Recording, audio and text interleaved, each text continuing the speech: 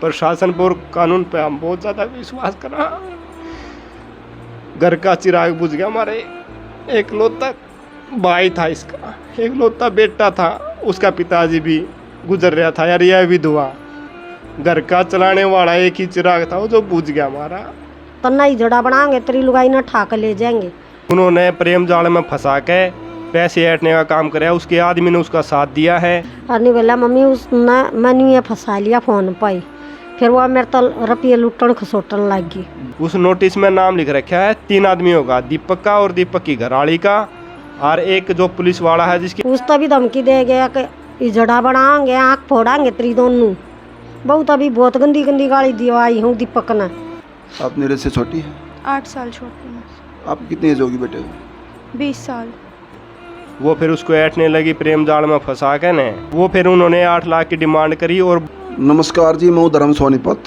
लोक शक्ति मीडिया देखने वाले सभी दर्शकों को मेरा हाथ जोड़ के राम राम। मैं फ़िलहाल मौजूद हूँ जज्जर क्षेत्र के अंदर में।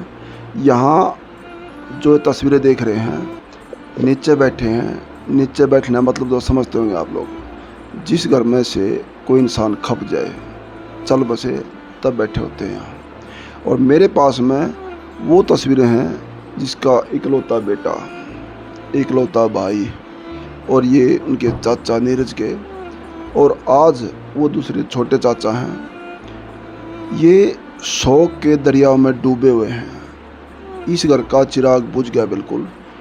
एक बच्चे के पिताजी, बेबस परिवार लाचार हो गया। एक अहम कड़ी थी दाल रोटी कमाने खाने की, सहारे की, लोक लाज के मुताबिक कहीं अंदर बाहर जाने के लिए इकलौता सहारा था। ये परिवार बिल्कुल ध्वस्त हो गया है। और उससे बुरा समय एक और, ये बेटी की शादी 1 महीने बाद इसके पीड़े हाथ होने थे। इकलौता भाई, बड़े दुर्भाग्य की बात है। मेरे पास में उनके चाचा हैं, छोटी बहन है, माँ, ये मौजूद हैं। 2-4 बातें मैं इनसे लूँगा और आपके सामने रखेंगे कि क्या हुआ नीरज को, क्यों खोना पड़ा, क्यों उन्होंने ज़िंदगी अपने दाव पर लगाई, क्यों प्राण त्याग दिया उन्होंने। तो मेरा आप सबको राम राम जी। नमस्कार जी। आप नीरज के चाचा हो जी? मैं नीरज का सगा चाचा हूँ। सोनू मेरा नाम है जी। परसों क्या शाम हुआ नीरज के, कब की वारदात है ये 26 तारीख ने जी शाम ने 6 बजे मेरे पास फ़ोन आया था जी? पुलिस वालों का, भैया ऐसे ऐसे नीरज के साथ घटना होगी, उसने अपनी आत्महत्या कर ली। तो उसके बाद जानकारी मिली है कि पीजीआई में नौकरी कराया करता पहला भी। हमने पता चला इसने नौकरी भी छोड़ दी। हमने पूछी भी, इसने कोई जवाब नहीं दिया। इतना प्रेशर था इसके माइंड में। आत्महत्या आम चीज़ बना दीजिए। आम चीज़ बना दीजिए। माइंड पे इतना प्रेशर था, उन्होंने मारता है डर के कारण कुछ भी नहीं बता पाया। अपनी नौकरी छोड़ दी, पीजीआई में नौकरी कराया करता वो। इस भाण का इकलौता भाई था, अपने घर का चिराग था वो इकलौता। उसका पिताजी भी गुजर रहा है, हमारी भाभी है, विधवा है। अच्छा, पिताजी भी नहीं है? पिताजी भी नहीं है जी उसका। जी। इस बहन की शादी थी, उसकी बहन की शादी थी, हमारी भतीजी है, 27 तारीख की। और वो घर भी उसने छोड़ दिया था। अपनी मम्मी तालक हो गया चला था, बोला मम्मी ऐसे ऐसे पुलिस वाला है, वो बार बार मैं परेशान कर रहा था। उसके साथ भी कुछ आदमी आए हैं और पैसे का दबाव डाल रहे थे। कोई महिला बताई जो उसने पीजीआई में मिली थी, उसके साथ उसका संपर्क होया, फ़ोन पर बात होने लगी। वो फिर उसको ऐंठने लगी, प्रेम जाल में फंसा के ने पैसे ऐंठने लगी। उसका जो हस्बैंड है वो पटौदी में चाय बनाने का काम करता, वहीं कॉन्टैक्ट बेस पर लग रहा। उसने अपनी पूरी पावर दिखाई और पूरा फोर्स डलवाया और पूरा प्रेशर दे दिया। जो महिला प्रेम जाल में फंसा रही है उसका आदमी वो थाने में ही है? थाने में जी, पटौदी में वो चाय बनाने का काम करे है, जैसे सुनने में आया है। जी। उन्होंने पूरा, उसके आदमी ने पता था कि उसकी घरवाली प्रेम जाल में फंसा रही है? उसके आदमी ने जी पता था, सारा कुछ पता था। उसने पूरा प्रेशर डलवाया है। ये मामला क्या था सामने, किस कारण झगड़ा, किस कारण था, शिकायत क्यों थी वहाँ? वो शिकायत वो कह रहा था कि मेरी घरवाली है ना, मेरी घरवाली के पास इसने है ना, मेरी घरवाली पागल है और इसके पास इसने पैसे लिए हैं। और वो फिर उन्होंने 8 लाख की डिमांड करी और बाकायदा पटौदी थाने में केस दर्ज करवा रखा था। उसके घरवाली मान ले उसकी घरवाली से पैसे ले लिए, न्यू कहे है? हाँ, वो नुका मेरे घरवाली से पैसे लिए हैं इसने। कोई रिश्तेदारी का कनेक्शन था उनसे? नहीं, कोई भी रिश्तेदारी का कनेक्शन नहीं था। सीधी सीधी बात है, जानना चाहिए, जन लाखों दर्शक देख रहे हैं आपको,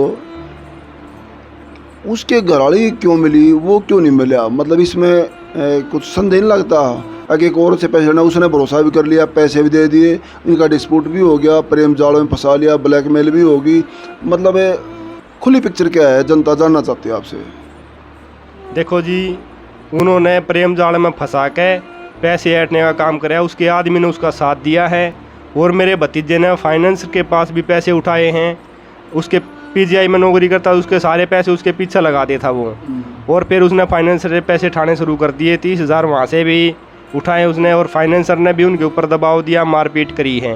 उसके बाद उसने 2 बार थाने में भी लेके गए, उसकी घरवाली ने और मेरे भतीजे ने भी उसके साथ भी वहाँ मारपीट की और गाली गलौज किया। और 2.5-3 महीने से अगर मामला दर्ज था तो उसका चालान होना चाहिए था, कोर्ट में पेश होना चाहिए था, पकड़ना चाहिए था।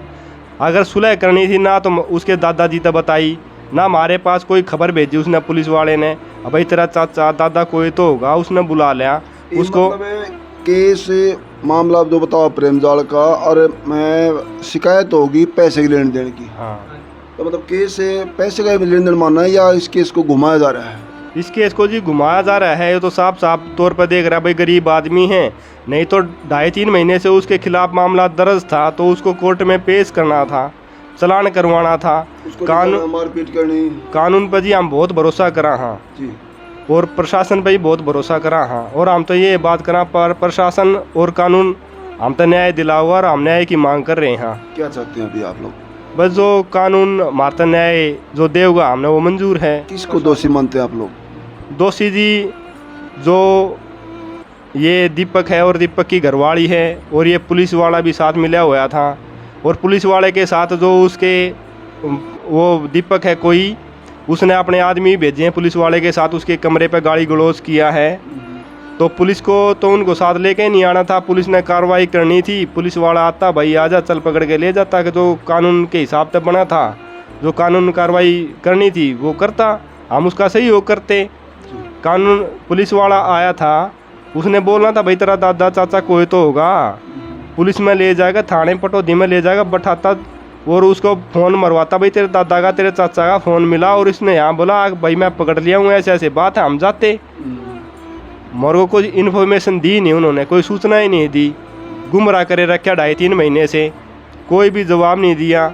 और भाई उसके खिलाफ मामला दर्ज था तो कोर्ट में चलान करवा देता उसका। अगर हम भी नहीं बुलाने थे, भाई चाचा दादा ताऊ समझने उन्हें जरूरी नहीं समझे, अधिकारी ने कार्रवाई कर देता, कानून कार्रवाई। उन्हें 2.5-3 महीने से पेंडिंग रखा ये केस, दबाव बनाने के चक्कर में, पैसे ऐंठने के चक्कर में पैसे ऐंठते रहे, पैसे ऐंठते रहे, पैसे ऐंठते रहे। कार्रवाई आगे हुई ना, कोई सम्मन ना, कोई नोटिस ना, कार्रवाई खाली दबाव था मतलब। हाँ, नोटिस उसने अपने धोरे रखे भेजे, तो भाई चलान उसने, मेरे भतीजे ने ये भी बोला है भाई मेरा उससे फ़ोन के ऊपर बात हुई है पुलिस वाले से, भाई आप मेरा चलान कर दो, आप मैंने 2 बार बुला चुके, मेरे साथ मारपीट कर चुके हो, मेरी घरवाली भी परेशान कर रखी है, वो घर छोड़ के भी यहाँ से किराए पे रहने लगा दूर, हमसे भी नहीं बताया भाई कहाँ रह रहे, हमको तो बोला तो दादी रह रहा हूँ, रह रहा वो झज्जर में ही था। वो इतना परेशान आ गया था, वो इतना डर चुका था कि उन्होंने ये घर छोड़ दिया, अपना घर छोड़ दिया जी, बिल्कुल अपनी बहन को, अपनी माँ को, सब इकलौती माँ इकलौती बहन को छोड़ दिया, बिल्कुल जी। और शादी थी उसकी बहन की, उसने 20 दिन पहले घर छोड़ दिया। ये मतलब उसने इतना डर चुका था वो, उसने ये भी समझ नहीं आया भाई मेरी बहन की शादी है, मैं अपनी बहन की शादी मतलब कुछ जो भाई के फ़र्ज होते हैं लिया मैं उसका कुछ फ़र्ज अदा करूं, इतना सहम गया था वो, इतना डर चुका था, माइंड प्रेशर हो गया उसके, माइंड पे बहुत ज़्यादा प्रेशर हो गया था। इसलिए उन्होंने 26 तारीख शाम ने 3-4 बजे अपनी आत्महत्या कर लिया था। उसके बाकायदा उसने नोटिस लिख रखा है। उस नोट में क्या था जी? उस नोटिस में नाम लिख रखा है 3 आदमियों का, दीपक का और दीपक की घरवाली का, और एक जो पुलिस वाला है जिसके हाथ में केस था। आखिर इन्होंने मेरे को बहुत परेशान कर रखा है, इसलिए मैं अपनी जीवन लीला समाप्त करने जा रहा हूँ जी। 1-2 बात है, मैं बेटी से और लेऊँगा। बेटे आपका क्या नाम है? नैन्सी नाम। आप मेरे से छोटी हैं? 8 साल छोटी हूँ। आप कितनी एज होगी बेटे? 20 साल। क्या इस लेन देन का, उस झगड़े का, प्रेशर का और दूसरी महिला का कुछ बता था भाई ने, नीरज ने आपको? बताया तो सब। क्या बोल रहे थे बेटे वो? बस यही बताया था कि वो वहाँ पे मतलब मेरे केस कर रखा है उन्होंने, और मैं ऐसा कुछ भी वो नहीं कर रखा। और वो मेरे भाई और भाभी वहाँ पे थाने में भी गए थे, और वो वहाँ से अपने 20 गुंडे बुला के लेके आया था, और उन्होंने उसको धमकी दी, जिससे परेशान में आके उसने अपनी आत्महत्या कर ली। जो ये आपके चाचा बता रहे हैं उस महिला के बारे में, उसके बारे में बता था भाई ने, नीरज ने कुछ बताया था सर। छोटी बहन है और वो दुविधा है आज, ज़्यादा कुछ भी बताने में या ज़्यादा पूछना भी सही नहीं मानते हम, क्योंकि इसका इकलौता भाई और 1 महीने बाद शादी हो और आज नीचे बैठे हैं, हालात आप लोग देख सकते हो। मैं एक आधी बात माँ से लेना चाहूँगा, इससे जानना चाहूँगा।